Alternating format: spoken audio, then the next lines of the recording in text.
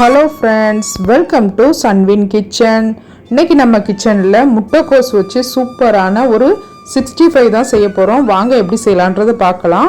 ஒரு மிக்சிங் பவுலில் கட் பண்ணி நல்லா கழுவி வச்சுருக்க முட்டைக்கோஸ் ஒரு 2 கைப்பிடி அளவுக்கு நான் எடுத்திருக்கேன். நீங்கள் உங்களுக்கு எந்த அளவுக்கு தேவையோ அந்த அளவுக்கு எடுத்துக்கோங்க.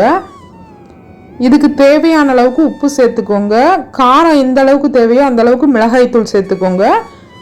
1/2 டீஸ்பூன் அளவுக்கு கரம் மசாலா சேர்த்துட்டு 1 டீஸ்பூன் அளவுக்கு மல்லித்தூள் சேர்த்துக்கோங்க. இதில் ஒரு 4 டீஸ்பூன் அரிசி மாவு சேர்த்துக்கோங்க. 4 டீஸ்பூன் அளவுக்கு கார்ன்ஃப்ளவர் மாவு சேர்த்துக்கோங்க. எல்லாமே சேர்த்து இதை நல்லா மிக்ஸ் பண்ணிக்கோங்க. உங்களுக்கு ஃபுட் கலர் வேணும் அப்படின்னு நினச்சிங்கன்னா இதில் லைட்டாக கொஞ்சமாக நீங்கள் ரெட் கலர் ஃபுட் கலர் சேர்த்துக்கோங்க. நான் இதில் எந்த ஒரு ஃபுட் கலருமே சேர்க்கலை. மிளகாய் தூளில் உள்ள கலர் மட்டுமே எனக்கு கரெக்டாக இருந்துச்சு. இப்போ இதில் கொஞ்சமாக தண்ணி சேர்த்து நல்லா இதை மிக்ஸ் பண்ணிக்கோங்க.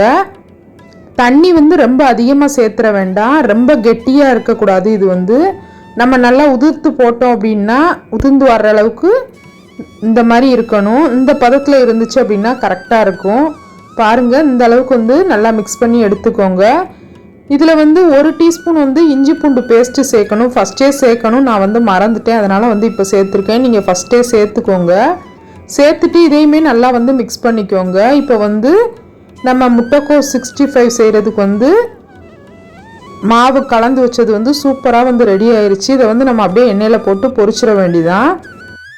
ஒரு கடாயை சூடு பண்ணி அதில் கொஞ்சமாக எண்ணெய் சேர்த்துக்கோங்க. எண்ணெய் நல்லா சூடானதுக்கப்புறம் அடுப்பை மீடியம் ஃப்ளேமில் வச்சுட்டு நம்ம ரெடி பண்ணி வச்சுருக்க முட்டைக்கோஸை இந்த மாதிரி நல்லா உதிர்த்து சேர்த்துக்கோங்க. முட்டைக்கோஸ் எல்லாமே சேர்த்ததுக்கப்புறம் அடுப்பை மீடியம் ஃப்ளேமில் வச்சுட்டு 2 சைடுமே நல்லா கிறிஸ்பியாக வேக வச்சு எடுக்கணும்.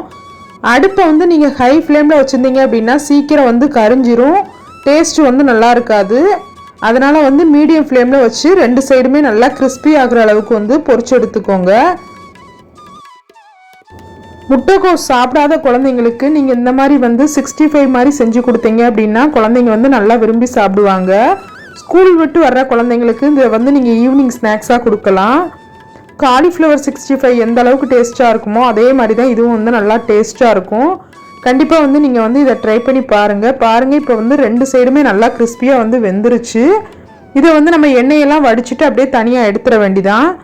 இதே மாதிரி மீதி இருக்கிற முட்டைக்கோஸையும் நல்லா பொரிச்சு எடுத்துருங்க.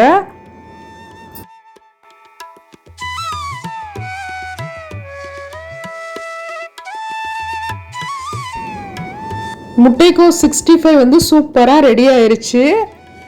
நீங்களும் உங்கள் வீட்டு குட்டீஸ்க்கு இதே மாதிரி கண்டிப்பாக செஞ்சு கொடுங்க. செஞ்சு கொடுத்துட்டு எப்படி இருந்துச்சு அப்படின்றத மறக்காமல் சொல்லுங்கள். இந்த வீடியோ உங்களுக்கு பிடிச்சிருந்துச்சுன்னா இந்த வீடியோவுக்கு ஒரு லைக் பண்ணிக்கோங்க. என்னோட சேனலை மறக்காமல் சப்ஸ்கிரைப் பண்ணிக்கோங்க. தேங்க்யூ.